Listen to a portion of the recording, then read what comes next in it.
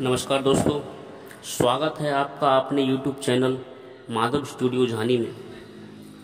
तो दोस्तों, आज की कहानी है एक कीमती घड़ी।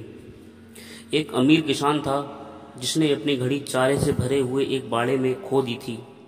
वह घड़ी बहुत कीमती थी, इसलिए किसान ने उस घड़ी की बहुत खोजबीन की, लेकिन वह घड़ी उसे नहीं मिल सकी। उसने देखा कि बाहर कुछ बच्चे खेल रहे हैं और किसान को कोई दूसरा काम भी था, इसके लिए थोड़ा सा वह जल्दी था।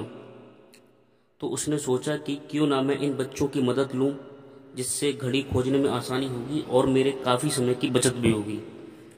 उसने उन सब बच्चों को अपने पास बुलाया और उन सब बच्चों से कहा कि जो भी बच्चा उसे उसकी कीमती घड़ी खोज कर देगा, वह उस बच्चे को एक अच्छा इनाम देगा।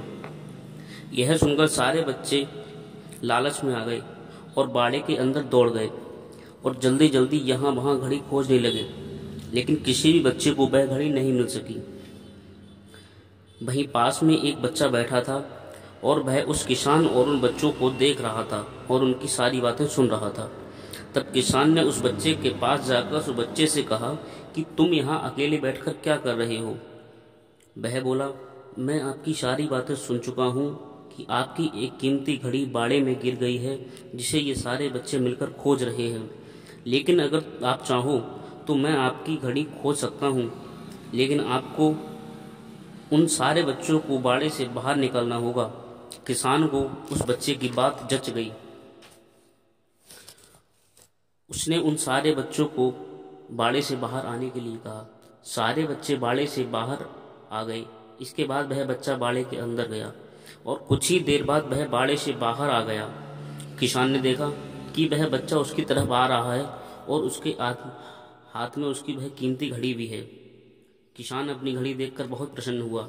घड़ी खोजने के कारण उस बच्चे को किसान ने एक स्कूली बैग इनाम के तौर पर दिया, लेकिन वह अपनी उत्सुकता को नहीं रोक पाया और उसने उस बच्चे से पूछा कि तुमने घड़ी किस तरह से खोजी, जबकि मैं खुद और बच्चों के साथ खुद उस घड़ी को खोजने में नाकाम रहा।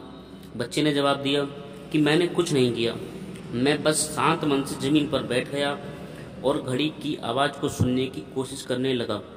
क्योंकि बाड़े में शांति थी, इसलिए मैंने उस घड़ी की आवाज़ सुन ली और उसी दिशा में खोजने पर मुझे वह घड़ी प्राप्त हो गई। तो दोस्तों, एक शांत दिमाग बेहतर सोच सकता है एक थके हुए दिमाग की तुलना में। दिन में कुछ समय के लिए आंखें बंद करके शांति से बैठिए, अपने मन को शांत होने दीजिए, फिर देखिए कि वह आपकी जिंदगी को किस तरह व्यवस्थित कर देता है। आत्मा हमेशा अपने आप को ठीक करना जानती है, बस मन को शांत करना ही एक चुनौती है। जय गुरुदेव। दोस्तों, कहानी पसंद आई हो तो चैनल को सब्सक्राइब करें।